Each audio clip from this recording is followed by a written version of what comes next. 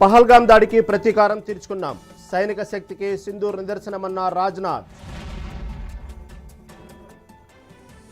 రేపు భారత్ పాక్ మధ్య హాట్లైన్లో చర్చలు. పాల్గొననున్న రెండు దేశాల మిలిటరీ ఆపరేషన్స్ అధికారులు. సీతారామ ప్రాజెక్టుకు అన్ని అనుమతులున్నాయి. కాంగ్రెస్ దుష్ప్రచారం చేస్తోందని హరీష్ రావు ఫైర్.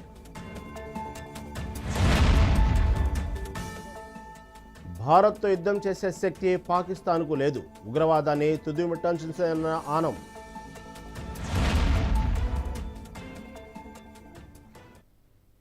రైట్, ఇక డీటెయిల్స్ చూస్తే పహల్గాం దాడికి ప్రతీకారం తీర్చుకున్నామన్నారు రక్షణ మంత్రి రాజ్నాథ్. ఉగ్రవాద నిర్మూలన కోసం ఆపరేషన్ సింధూర్ చేపట్టామన్నారు. పాకిస్తాన్ లోపలికి చొచ్చుకు వెళ్లి దాడులు చేశామన్నారు.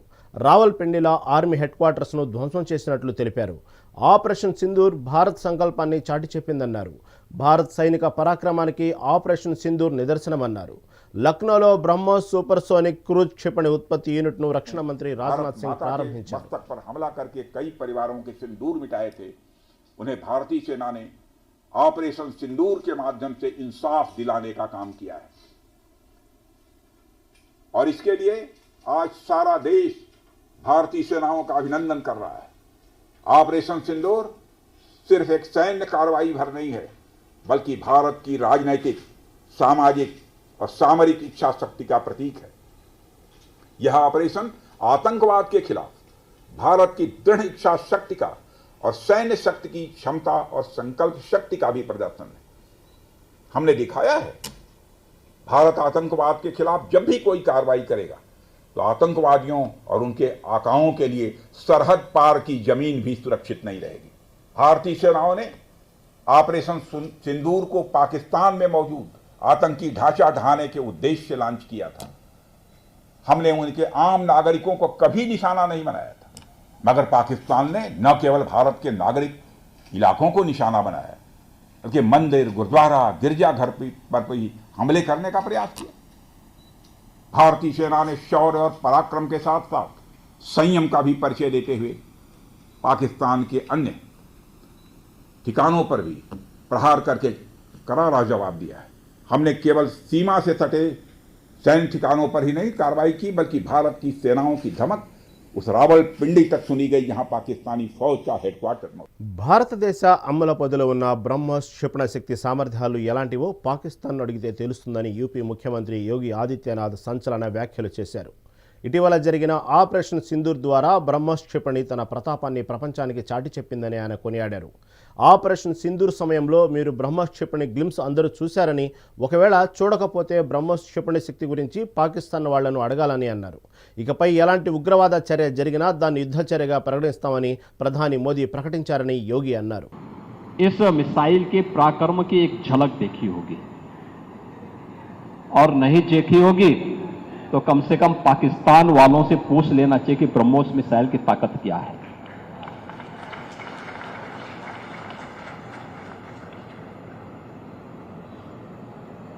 आतंकवाद के प्रति प्रधानमंत्री जी ने घोषणा की है कि कोई भी आतंकी घटना अब युद्ध जैसा होगा। और याद करना, आतंकवाद को जब तक हम पूरी तरह कुचलेंगे नहीं तब तक समस्या का समाधान होगा भी नहीं। अब समय आ गया है जब इसको कुचलने के लिए हम सबको एक स्वर से प्रधानमंत्री मोदी जी के नेतृत्व में पूरे भारत को, पूरे उत्तर प्रदेश को मिलकर के इस अभियान के साथ जुटना होगा। आतंकवाद कुत्ते की पूंछ है जो कभी सीधी होने वाली नहीं, जो प्यार की भाषा मानने वाली नहीं है। उसको उसकी भाषा में जवाब देने के लिए तैयार होगा और इस दिशा में भारत ने ऑपरेशन सिंदूर के माध्यम से दुनिया को एक संदेश दे दिया है। ब्रह्मोस मिसाइल क्या होती है, अभी आपने ऑपरेशन सिंदूर के अंदर భారత్ పాక్ మధ్య జరిగిన ఉద్రిక్తతలపై చర్చించేందుకు ప్రత్యేక పార్లమెంటు సెషన్ పెట్టాలని రాహుల్ గాంధీ అన్నారు. ఈ మేరకు ప్రధాని నరేంద్ర మోదీకి కాంగ్రెస్ అగ్రనేతలు రాహుల్ గాంధీ, ఖర్గే లేఖ రాశారు. ఉగ్రదాడి, కాల్పుల విరమణ తర్వాత పరిస్థితులపై పార్లమెంట్లో చర్చించాల్సిన అవసరం ఉందన్నారు కాంగ్రెస్ నేతలు.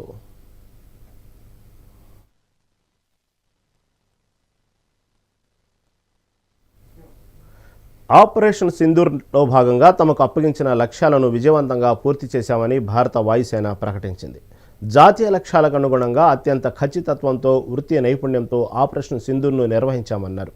కార్యకలాపాలు ఇంకా కొనసాగుతున్నందున తగిన సమయంలో సమగ్ర వివరాలు వెల్లడిస్తానన్నారు. అప్పటి వరకు ఎలాంటి ఊహాగానాలకు తావివ్వొద్దని ట్విట్టర్ ఐఏఎఫ్ వేదికగా కోరింది. భారత్ పాకిస్తాన్ మధ్య శాంతి చర్చలను స్వాగతిస్తున్నామని సిపిఐ నేత నారాయణ అన్నారు. యుద్ధం విరమించాలని అన్నందుకు బీజేపీ నేతలు తనను తప్పుపట్టారని, ఇప్పుడు పీఓకేను స్వాధీనం చేసుకోకుండా శాంతి చర్చలకు ఎందుకు వెళ్లారో చెప్పాలని నారాయణ ప్రశ్నించారు. ఈ ఉదంతంతో ప్రధాని మోదీని పాకిస్తాన్కు పంపాలా అని నారాయణ నిలదీశారు. ఉగ్రవాదులు ఎప్పటికైనా ప్రమాదమేనని, తీవ్రవాద అంతానికి చర్యలు తీసుకోవాల్సిందేనన్నారు. పాకిస్తాన్ మధ్య యుద్ధ విరమణ శాంతి చర్చలకు స్వాగతం పలుకుతా ఉన్నాం. ఇది ఒక విధంగా ఎప్పుడైనా యుద్ధం అనేది మానవాళికి వ్యతిరేకమైంది. అంటే టెర్రరిస్ట్ ఇంకా ప్రమాదకారి. అందరూ టెర్రరిస్టులను అంతం చేయడానికి కావాల్సిన ఏర్పాటు చేయాల్సిందే.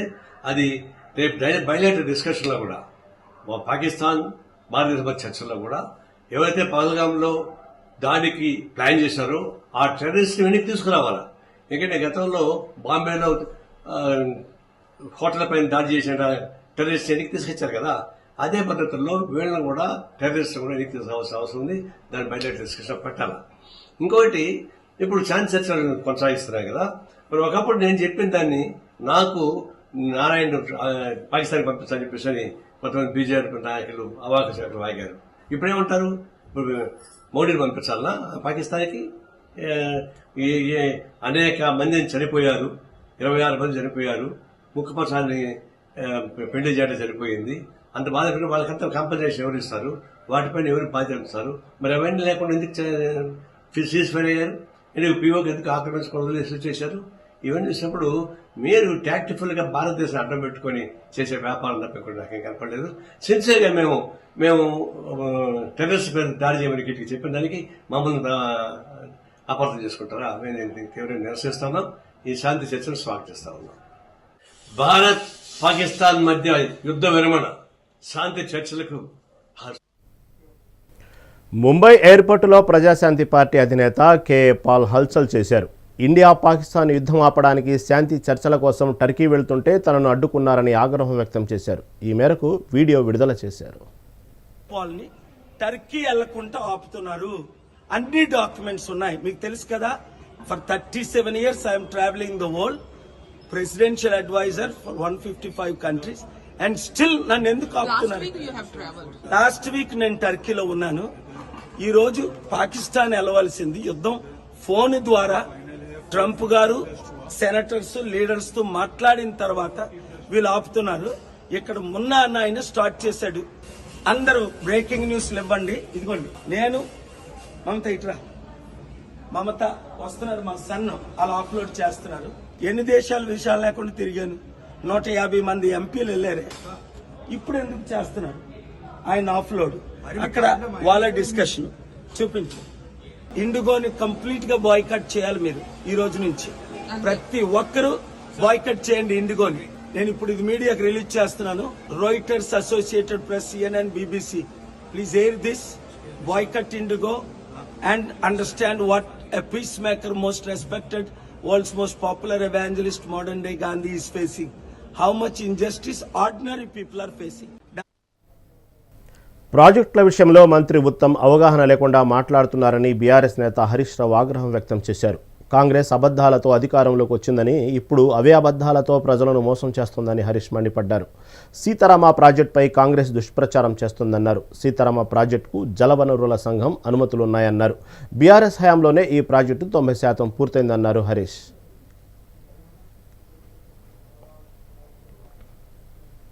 తెలంగాణ కాంగ్రెస్ బీజేపీ నేతల మధ్య మాటల యుద్ధం కొనసాగుతోంది. రాష్ట్రంలో తుగ్లక్ పాలన సాగుతోందని రేవంత్ ఓ తుగ్లక్ అన్న బీజేపీ నేత ఈటెల రాజేందర్కు ప్రభుత్వ విప్ ఆది శ్రీనివాస్ కౌంటర్ ఇచ్చారు. ఈటెల మతి తప్పి రాజకీయాల కోసం దిగజారి మాట్లాడుతున్నారని ఆది శ్రీనివాస్ ఆగ్రహం వ్యక్తం చేశారు.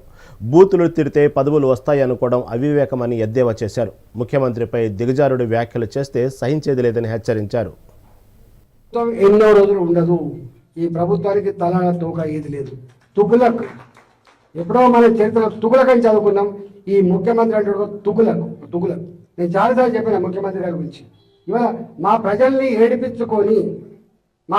ఏడిపించుకొని నీకేదో ఓట్లెత్తే ముఖ్యమంత్రి పోయి కుర్చీ మీద కూర్చొని ఇవాళ మా ప్రజల్ని ఏడిపించుకుంటావు అంటే నువ్వు శాడిస్ట్ అయితేనే ఏడిపించుకుంటావు. గుర్తుపెట్టుకో, నువ్వు శాడిస్ట్ ఉంటావు. నువ్వు ఎవరు చెప్పినా వింటలేవంటే నువ్వు సైకో అయితేనే ఇదవుడు. గతంలో కూడా చెప్పిన నేను, మంచి పద్ధతి కాదు.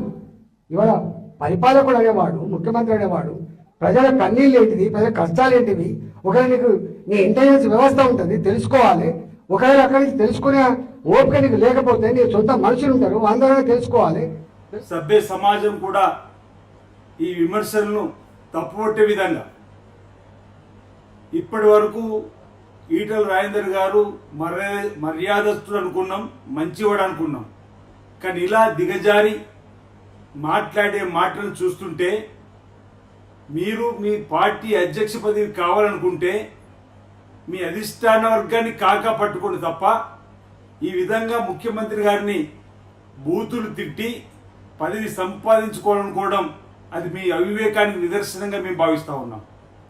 ఈరోజు మీరు మాట్లాడిన మాటల్లో సైకో, సాడిస్ట్ అనే మాటలు మా ముఖ్యమంత్రి గారిని పట్టుకొని మాట్లాడుతున్న మాటలు. మేము మాట్లాడితే అంతకు మించి మాట్లాడడానికి ఈరోజు మా దగ్గర కూడా పదాలు ఉన్నాయి. ఈ ప్రభుత్వం ఎన్నో రోజులు ఉండదు. వీర జవాన్ మురళీ నాయక్కు అంతిమ వీడ్కోలు పలుకుతున్నానని ఏపీ సీఎం చంద్రబాబు ట్వీట్ చేశారు. ఒక్కగానొక్క కొడుకును పోగొట్టుకున్న మురళి తల్లిదండ్రులు శోకంతో తన గుండె బరువెక్కిందన్నారు చంద్రబాబు. దేశ రక్షణలో ప్రాణాలర్పించిన మురళి కుటుంబానికి ప్రభుత్వం అండగా ఉంటుందన్నారు. మురళీ నాయక్ ప్రస్తుతం మన మధ్య లేకపోయినా దేశం కోసం ఆయన చేసిన త్యాగం ఎప్పుడూ స్ఫూర్తి రగిలిస్తూనే ఉంటుందని చంద్రబాబు నివాళి ఘటించారు. ఆపరేషన్ సింధూర్లో వీరమరణం పొందిన జవాన్లకు బీఆర్ఎస్ నాయకుడు మాణిక్యం యాదవ్ నివాళులర్పించారు. సంగారెడ్డి జిల్లా అమీన్పూర్ మున్సిపాలిటీ పరిధిలోని పటేల్గూడ శివాజీ విగ్రహం వద్ద కొవ్వొత్తులు వెలిగించి శ్రద్ధాంజలి ఘటించారు.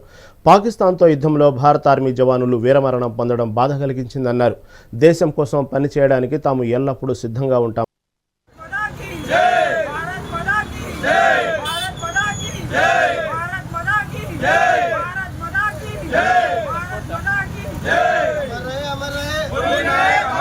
నమస్కారం. ఏప్రిల్ 22వ తేదీ నాడు పహల్గామ్ ఉగ్రదాడిలో మన భారత పౌరులు 26 మంది చనిపోయిన తెలిసిందే. మరి కేవలం అక్కడికి వినోదం కోసం వెళ్తే ఏమీ తెలియని అమాయకుల్ని 26 మందిని ఉగ్రవాదులు 4 వచ్చి మరి వాళ్ళని ఏ ప్రాంతం అడగలేదు, నీది ఏ ఊరు అడగలేదు, కేవలం బొట్టు చూసి నువ్వు హిందువా కాదా అని అడిగి మరి ప్యాంటు మరి విప్పి మరి కాల్చి చంపారు. మరి దానికి ప్రతిఘటనగా మరి మే 7వ తేదీ నాడు మన భారత ప్రభుత్వం కేవలం ఉగ్రవాదుల శిబిరాలను అరెస్ట్ చేస్తూ పాక్ పౌరులకు కానీ సైనికులకు కానీ ఏమాత్రం ఇబ్బంది కానీ హాని జరగకుండా కేవలం ఉగ్రవాదుల స్థావరాలనే డిస్మాంటిల్ చేస్తూ జైషే మహమ్మద్ కానీ ఇంకా ఇతర ఉగ్రవాద శిబిరాలపై దాడి చేసింది. మరి ఉగ్రవాదానికి మాకు ఎట్లాంటి సంబంధం లేదని చెప్పుకునే పాక్ ఆ రోజు దాంట్లో జరిగిన కొంతమంది చనిపోయారు. వాళ్ళ శవపడికలపై మరి పాక్ యొక్క జెండాని దానిపైన కప్పి వాళ్ళని గౌరవ లాంఛనాలతో వాళ్ళకు అంత్యక్రియలు నిర్వహించడం జరిగింది. మరి ఉగ్రవాదులకు మాకు వ్యతిరేకమని చెప్పుకునే పాక్ మరి ఇట్లా వేయడం ఎంతవరకు పాక్కే తెలియాలి, ఆ దేశానికి తెలియాలి. మరి మేము కేవలం ఉగ్రవాదులను టార్గెట్ చేసినాము. దానికి వాళ్ళు స్పందిస్తూ గత 3-4 డేస్ నుంచి డ్రోన్లతోటి దాదాపు 2000 డ్రోన్లతోటి రాజస్థాన్, జమ్మూ కాశ్మీర్, పంజాబ్ ప్రాంతాల్లో అనేక దాడులు చేసి సామాన్య ప్రజల్ని మొన్న 20 మంది చనిపోయారు. నిన్న ఈరోజు రాముల్ నాయక్ ఇంకో 2 రమేష్ యాదవ్ 2 జవాన్లు, మురళీ నాయక్ 2 జవాన్లు చనిపోవడం జరిగింది. మరి ఈరోజు మీరు ఇంతకుముందు సాయంత్రం 5:30కో 6 o'clock మరి మేము కాల్పు విరమణ చేస్తామని చెప్పారు. మీరు ఏం విరమించుకున్నా ఏం చేసినా మా వల్ల ప్రాణాలు తిరిగి వస్తాయా? నమస్కారం. దేశం కోసం ప్రాణత్యాగం చేసిన వీర జవాన్ మురళీ నాయక్కు మిర్యాలగూడలో కాంగ్రెస్ పార్టీ ఆధ్వర్యంలో నివాళులర్పించారు. గాంధీ విగ్రహం నుంచి అమరవీరుల స్తూపం వరకు కొవ్వొత్తుల ప్రదర్శన నిర్వహించారు. అనంతరం మురళీ నాయక్ చిత్రపటానికి పూలమాల వేసి ఎమ్మెల్యే బత్తుల లక్ష్మారెడ్డి, ఎమ్మెల్సీ శంకర్ నాయక్ శ్రద్ధాంజలి ఘటించారు.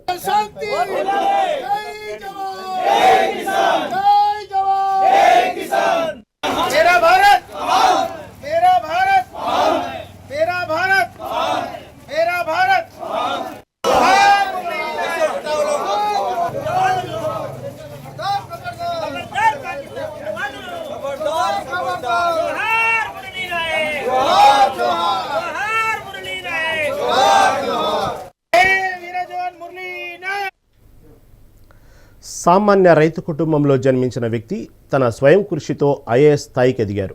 తిరుపతి జిల్లా నారాయణవనం మండలం గోవిందప్ప నాయుడు కండ్రిగకు చెందిన పామూరి సురేష్ యాదవ్ ఐఏఎస్ ఎంపికయ్యారు. మెగా 9 టీవీ ప్రతినిధి మరిన్ని విషయాలు అందిస్తారు. ఉన్నతంగా రాణించాలని ప్రతి ఒక్కరికి ఉంటుంది. ఆ దిశగా లక్ష్య సాధన కోసం ముందుకెళ్ళినప్పుడే ఆ యొక్క శిఖరాలను అందుకోగలుగుతాం. ఆ శిఖరాలను అందుకోవాలంటే ఎంతో కఠోరమైన శ్రమ ఉంటుంది. ఆ శ్రమ దిశగా అడుగులు వేసినప్పుడే మనం ఆ లక్ష్య సాధనకు చేరుకోగలుగుతాం. అయితే ఇందులో భాగంగానే తిరుపతి జిల్లాకు సంబంధించి నారాయణవనంకు సంబంధించి సురేష్ యాదవ్ అనే దేశవ్యాప్తంగా సివిల్స్లో 988వ ర్యాంక్ సాధించి అందరు మనల్ని పొందుతున్నారు. అంటే రైతు కుటుంబం నుంచి వచ్చిన ఆయన ఈ యొక్క లక్ష్యాన్ని చేరుకోవడంలో ఆయన ఎదుర్కొన్న ఒడిదుడుకులు ఏందో ఒకసారి ఆయన్ని అడిగి తెలుసుకుంటాం. Sir, first of all congratulation to you sir. మీరు అంటే ఎంతో శ్రమ కోర్చి యొక్క లక్ష్య సాధన కోసం మీరు దేశంలోని సివిల్స్లో 988 ర్యాంకు చేరుకోవడం అనేది మీకు ఎలా అనిపించింది? మీకు ఎవరి ప్రోత్సాహంతో మీరు ఈరోజు ఆ స్థాయికి వెళ్ళగలిగినారు సార్? చాలా సంతోషంగా ఉంది సార్. నాకు ప్రోత్సాహం అంటే నాకు ఎక్కువ బుక్స్ చదివే అలవాటు ఉంది సార్. ఆ బుక్స్లో నన్ను ప్రభావితం చేసిన వ్యక్తి అబ్దుల్ కలాం సార్, వివేకానంద స్వామి సార్. వీళ్ళిద్దరు ప్రభావంతో నాకు సమాజానికి నా వంతు ఏదైనా సేవ చేయాలి అనేది నాకు ఒక ఆలోచన ఉండేది. ఇంజనీరింగ్ పూర్తయిన తర్వాత ఏఈగా జాబ్ జాయిన్ అయిన తర్వాత కొంచెం ఎకనామికల్ ఇండిపెండెన్స్ వచ్చిన తర్వాత ఢిల్లీకి వెళ్ళి కోచింగ్ తీసుకోవడం జరిగింది సార్. ఆ ప్రాసెస్లోనే నాకు 7th అటెంప్ట్లో సివిల్ సర్వీసెస్ 988 ర్యాంక్ రావడం అయింది సార్. మీ కుటుంబ నేపథ్యం ఏమిటి? అయితే మీకు ఎలాంటి మీకు ఆదరణ ఉండేది మీ కుటుంబం వైపు నుంచి? మీ అంటే ఎవరి సపోర్ట్తో మీరు ఈరోజు స్థాయికి వెళ్ళగలిగారు? సార్, కుటుంబం అమ్మ నాన్న వ్యవసాయం చేస్తారు సార్. మా నాన్నగారు ఇంకా పశువులు మేపడం అలానే అగ్రికల్చర్ మీద వచ్చే ఇన్కమ్తో నాకు ఇంజనీరింగ్ వరకు నాకు సపోర్ట్ చేయడం జరిగింది. ఆ తర్వాత నేను జాబ్ చేసి సేవ్ చేసిన మనీతో మా ఫ్రెండ్స్ సహకారంతో ఇంకెప్పుడెప్పుడు నాకు ఆర్థిక సమస్య తలెత్తినప్పుడు మా నాన్నగారికి నాకు ఆర్థికంగా సాయం చేసేవారు. చిన్నపాటి పొలం కూడా అమ్మడం జరిగింది. ఆ మనీతో ఫైనల్గా నేను ఈ సక్సెస్ అచీవ్ చేయడం జరిగింది సార్.